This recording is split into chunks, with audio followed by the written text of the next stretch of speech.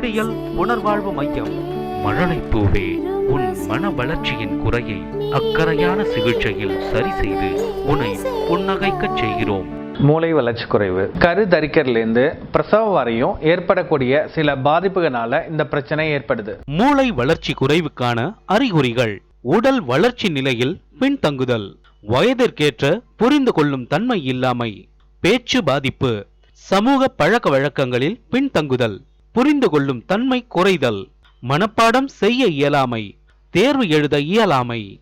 மூளை வளர்ச்சி குறைவினை ஆரம்பத்திலேயே கண்டறிந்து 1 to 5 வயதிற்குள் முறையான பயிற்சியுடன் சிகிச்சை அளித்தால் 100% பிரச்சனையை குறைக்க இயலும். 5 to 7 வயதிற்குள் 90%, 7 to 10 வயதிற்குள் 70% குறைக்க இயலும். 10 to 15 வயதிற்குள் 50 முதல் 60% கட்டுப்படுத்தலாம்.